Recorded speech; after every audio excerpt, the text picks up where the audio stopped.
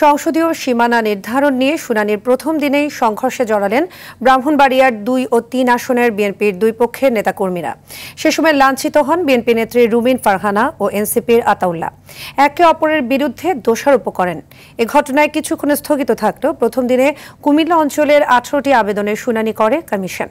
প্রধান নির্বাচন কমিশনার নাসির উদ্দিন বলেছেন, সুষ্ঠু নির্বাচনের লক্ষ্যে নিরপেক্ষভাবে কাজ করছে ইসি। বিস্তারিত জানাচ্ছেন আতিকা রহমান। ত্রয়োদশ সংসদ নির্বাচন উপলক্ষে আগারগাঁও নির্বাচন কমিশন ভবনে সংসদীয় আসনের সীমানা পুনর্নির্ধারণে শুনানি শুরু হয় রোববার। স্বাগত বক্তব্যে সিইসি বলেন, কমিশন শতভাগ পেশাদারিত্বে পরিচয় দিচ্ছে।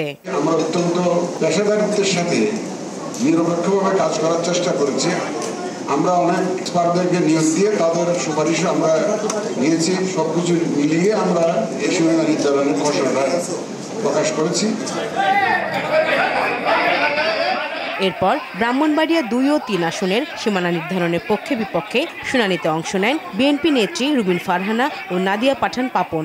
এক পর্যায়ে তাদের সমর্থকদের মধ্যে বাকবিতণ্ডা ও হাতাহাতি শুরু হয়। এ সময় আহত হন রুমিন ফারহানা ও এনসিপি নেতা আতাউল্লাহ।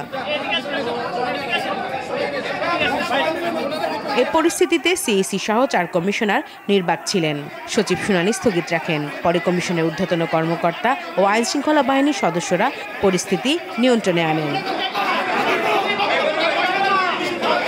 এ ঘটনায় আক্ষেপ প্রকাশ করেন রুমিন ফারহানা। আনফরচুনেটলি আমি দেখলাম ব্রাহ্মণবাড়িয়া 3-এ যিনি প্রার্থী তিনি তার সদল বলে 20-25 জন মিলে গুন্ডা পান্ডার মতন তারা সেখানে আচার আচরণ করলেন, যেটা 15 বছরে হয় নাই সেটা আজকে হয়েছে। যেই বিএনপির নেতা কর্মীদের জন্য গত 15 বছর লড়াই করলাম তারা আমাকে এখন ধাক্কা দেয়। এর জন্য পরস্পরকে দোষারোপ করে বিএনপির আরো 2 পক্ষ ও এনসিপি। দেশের সার্বভৌমত্ব বিবেচনায় আমরা আমাদের বিজয়নগরকে একক আসনের দাবি করছি।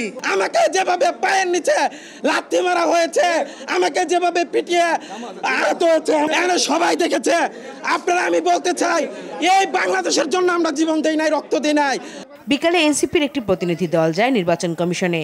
দক্ষিণাঞ্চলের মুখ্য সমন্বয়ক হাসনাত আব্দুল্লাহ বলেন, নির্বাচনে কেমন সহিংসতা হবে বিএনপি তার নমুনা দেখিয়েছে। আইন শৃঙ্খলা বাহিনীর ভূমিকায়ও অসন্তোষ জানান তিনি। নির্বাচন কমিশনের যারা কমিশনার রয়েছে, আপনারা যদি মনে করেন আপনারা নিজেরা আপনাদের এই নির্বাচন কমিশন পরিচালনা করতে পারবেন না, আপনারা অন্যরা কেউ পরিচালিত করে আপনাদেরকে, আপনারা মানুষের সামনে সেটি প্রকাশ করুন। যারা গুন্ডা দিয়ে নির্বাচন কমিশনকে ঠান্ডা করে দিতে চায়, যারা একটা প্রেসক্রিপটিভ ইলেকশনের দিকে আবার যেতে চায়, আমরা এই বিএনপির আওয়ামী বিষয়ক সম্পাদকদেরকে বলবো, আপনারা জনগণের পালসকে বুঝুন, 24 পরবর্তী জনগণের পালসকে বুঝুন।